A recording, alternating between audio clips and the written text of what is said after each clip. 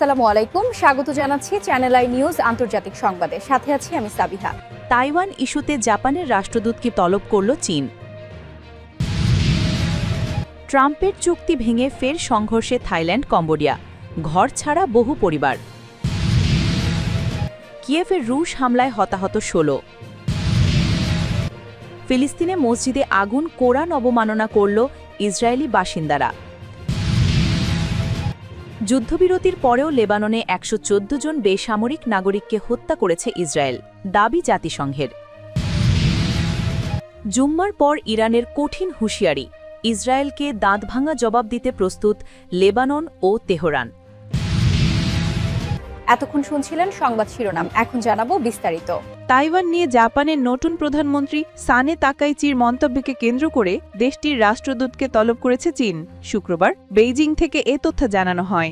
গত সপ্তাহে জাপান সংসদে বক্তব্য দিতে গিয়ে তাকাইচি ইঙ্গিত করেন যে তাইওয়ানে সশস্ত্র হামলার পরিস্থিতি তৈরি হলে সমষ্টিগত আত্মরক্ষার নীতির আওতায় জাপান সেখানে সেনা মোতায়েন করতে পারে। তাইওয়ানকে নিজেদের ভূখণ্ড দাবি করে আসা চীন সবসময় বলেছে প্রয়োজনে শক্তি ব্যবহার করেই দ্বীপটির নিয়ন্ত্রণ নেওয়া যেতে পারে। চীনের পররাষ্ট্র মন্ত্রণালয়ের দাবি, বৃহস্পতিবার উপপররাষ্ট্রমন্ত্রী সান ওয়েইডং বেইজিংয়ে জাপানের রাষ্ট্রদূত কেনজি কানাসুগিকে তলব করে তাকাইচির মন্তব্যের বিরুদ্ধে কড়া আপত্তি জানান।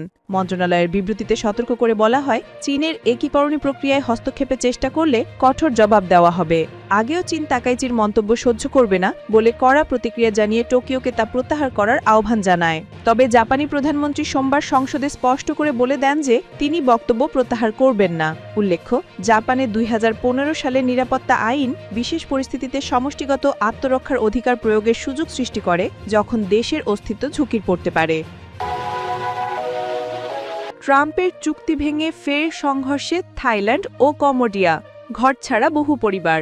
মার্কিন প্রেসিডেন্ট ডোনাল্ড ট্রাম্পের মধ্যস্থতায় হওয়া যুদ্ধবিরতির চুক্তি ভঙ্গ করে আবারও সীমান্ত সংঘর্ষে জড়িয়েছে থাইল্যান্ড ও কম্বোডিয়া। নতুন করে শুরু হওয়া এই সংঘর্ষে ইতোমধ্যে কম্বোডিয়ার একজন দাইনাই নামের একজন নিহত হয়েছেন এবং আরও ৩ জন আহত হয়েছেন।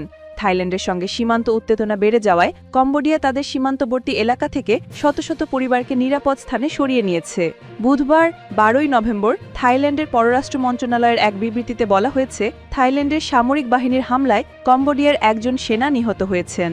নতুন করে যুদ্ধ পরিস্থিতি সৃষ্টি হওয়ায় কম্বোডিয়া তাদের উত্তর পশ্চিমাঞ্চলের বান্তেই মিয়ামচি প্রদেশের প্রেইচান গ্রাম থেকে শত শত বাসিন্দাকে সরিয়ে নিয়েছে। বৃহস্পতিবার ১৩ নভেম্বর এই অঞ্চল থেকে ২৫০টিরও বেশি পরিবারকে সীমান্ত থেকে প্রায় ২৯ কিলোমিটার দূরে একটা বৌদ্ধ মন্দিরে আশ্রয় দেওয়া হয়েছে। উভয় দেশই একে অপরকে প্রথমে গুলি চালানোর জন্য দায়ী করেছে। থাই মেজর জেনারেল উইনথাই সুভারি বলেছেন, কম্বোডিয়ার সৈন্যরা আগে গুলি চালায়। অন্যদিকে কম্বোডিয়া দেখা মন্ত্রণালয় দাবি করেছে, থাই সেনারাই বিকেল ৩টা ৫০ গুলি শুরু করে। থাই সেনাদের দেওয়া তথ্য মতে দুই পক্ষের মধ্যে এই সংঘর্ষটি প্রায় ১০ মিনিট ধরে স্থায়ী হয়। এর আগে চলতি সপ্তাহের শুরুতে থাইল্যান্ড অভিযোগ করেছিল যে কম্বোডিয়া নতুন করে ল্যান্ডমাইন পুঁতে রেখেছে। এই ল্যান্ডমাইন বিস্ফোরণে এক থাই সেনা পা হারিয়েছেন। কম্বোডিয়া অভিযোগটি অস্বীকার করে জানিয়েছিল এগুলো আগে সংঘর্ষের সময় স্থাপন করা হয়েছিল। এই ঘটনার পর মঙ্গলবার ১১ নভেম্বর যুক্তরাষ্ট্রের মধ্যস্থতায় হওয়া কম্বোডিয়ার সঙ্গে শান্তি চুক্তি স্থগিত করার ঘোষণা দেয় রয়্যাল থাই আর্মি।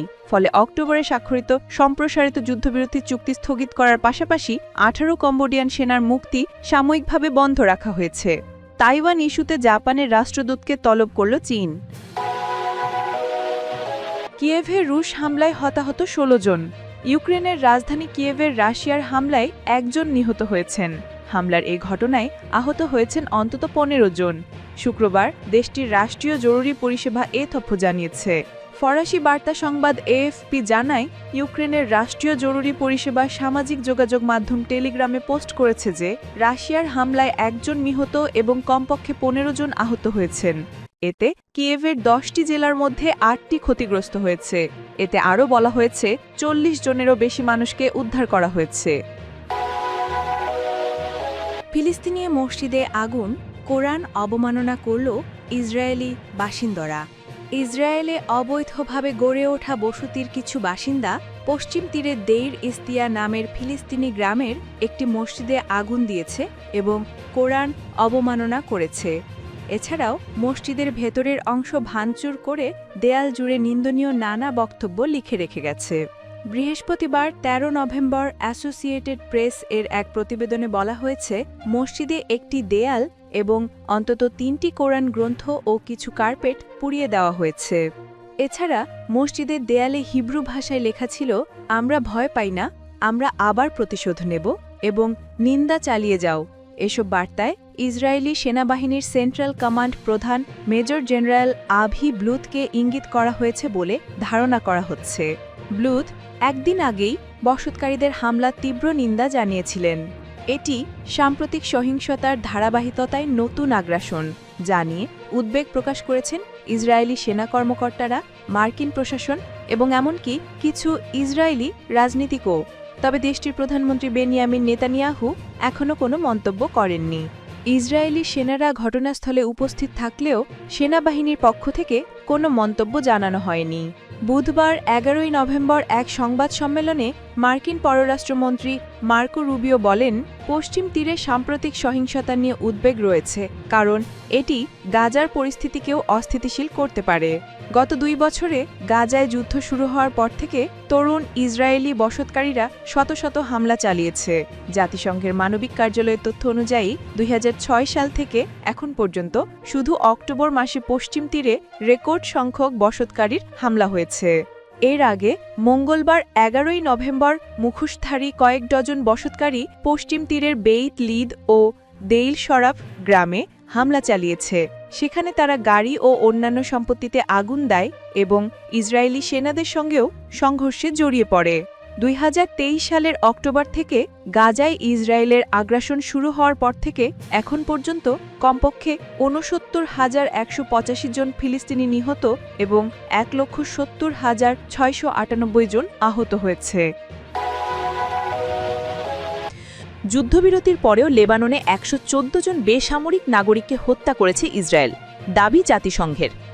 জাতিসংঘের মানবাধিকার দপ্তর জানিয়েছে, লেবাননের সঙ্গে ২০২৪ সালের নভেম্বরে হওয়া যুদ্ধবিরতি চুক্তি লঙ্ঘন করে ইসরায়েলে যে হামলাগুলো চালিয়েছে তাতে এখন পর্যন্ত ১১৪ জন বেসামরিক নাগরিক নিহত হয়েছেন।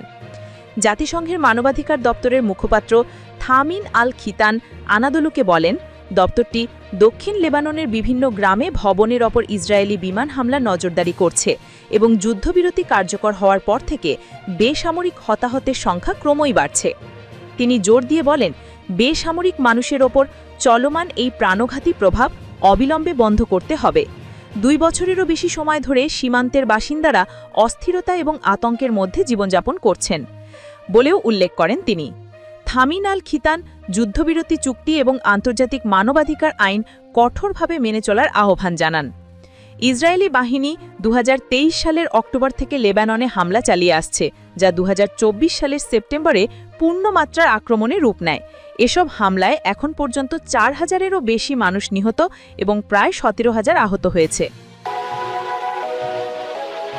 জুম্মার পর ইরানের কঠিন হুঁশিয়ারি, ইসরায়েলকে দাঁতভাঙা জবাব দিতে প্রস্তুত লেবানন ও তেহরান। এই মুহূর্তে মধ্যপ্রাচ্য জুড়ে উত্তেজনা তুঙ্গে। বিশেষ করে জুম্মার নামাজের পর ইরানের সর্বোচ্চ নেতার পক্ষ থেকে ইসরায়েল এবং তার মিত্র যুক্তরাষ্ট্রকে কড়া হুঁশিয়ারি দেওয়া হয়েছে। এই অঞ্চল জুড়ে ইরান ও তার মিত্র বাহিনী, বিশেষ করে লেবাননের সশস্ত্র সংগঠন হিজবুল্লাহ প্রতিশোধ নিতে সম্পূর্ণ প্রস্তুত, এমন বার্তাই দেওয়া হয়েছে। ইসরায়েলি আগ্রাসন ও হামলার বদলা নিতে ইরান যে কোনো মূল্যে প্রস্তুত, এমনটাই স্পষ্ট ঘোষণা দিয়েছেন ইরানের সর্বোচ্চ নেতা আয়াতুল্লাহ আলী খামেনি। তিনি সরাসরি যুক্তরাষ্ট্র এবং জায়নবাদী শাসক ইসরায়েলকে লক্ষ্য করে হুঁশিয়ারি দিয়েছেন যে ইরান ও তার মিত্রদের ওপর চালানো প্রতিটি হামলার জন্য তারা অবশ্যই কঠিন ও দাঁতভাঙা জবাব পাবে। গত মাসের ২৬ তারিখে ইসরায়েলে ইরানের সামরিক স্থাপনায় বিমান হামলা চালিয়েছিল। ইসরায়েল দাবি করে ১ অক্টোবর ইরানের ছোড়া প্রায় ২০০ ক্ষেপণাস্ত্রের প্রতিশোধ হিসেবেই তারা এই হামলা চালায়। তার পাল্টা জবাব দেওয়ার আগেই ইসরায়েল ইরানকে সতর্ক করেছে, কিন্তু সেই সতর্কতাকে উপেক্ষা করেই আজ জুম্মার নামাজের পরপরই ইরানের সর্বোচ্চ নেতার পক্ষ থেকে এমন কঠোর বার্তা এলো। এই সতর্কবার্তার মূল বক্তব্য স্পষ্ট, ইরান তার মিত্রদের ওপর হওয়া হামলাকেও নিজের ওপর আঘাত হিসেবে দেখছে এবং এর জবাব দিতে বিন্দুমাত্র কার্পণ্য করা হবে না। অন্যদিকে এই সংঘাতের গুরুত্বপূর্ণ অংশীদার লেবাননের ইরান সমর্থিত সশস্ত্র গোষ্ঠী হিজবুল্লাহ।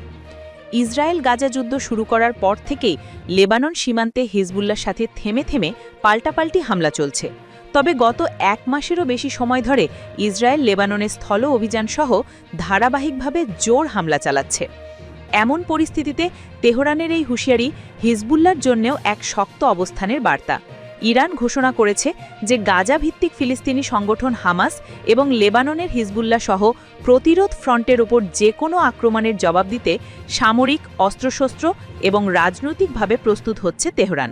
তাদের কর্মকর্তারা অহংকারী শক্তিগুলোর মোকাবেলায় সব প্রয়োজনীয় পদক্ষেপ নিচ্ছেন। এদিকে মধ্যপ্রাচ্যের এই ক্রমবর্ধমান উত্তেজনার মধ্যেই যুক্তরাষ্ট্র তার মিত্র ইসরায়েলকে বাঁচাতে তৎপর। মার্কিন সংবাদ মাধ্যম অ্যাক্সিওসের খবর অনুযায়ী যুক্তরাষ্ট্র ইরানকে সরাসরি বার্তা দিয়েছে যে ইসরায়েলের ওপর নতুন করে হামলা চালানো হলে তারা ইসরায়েলকে থামাতে পারবে না এবং সেই আক্রমণ হবে অনিয়ন্ত্রিত। ওয়াশিংটন ইতোমধ্যে ব্যালিস্টিক ক্ষেপণাস্ত্র প্রতিরোধ সহ সামরিক সরঞ্জাম মধ্যপ্রাচ্যে মোতায়েন করেছে।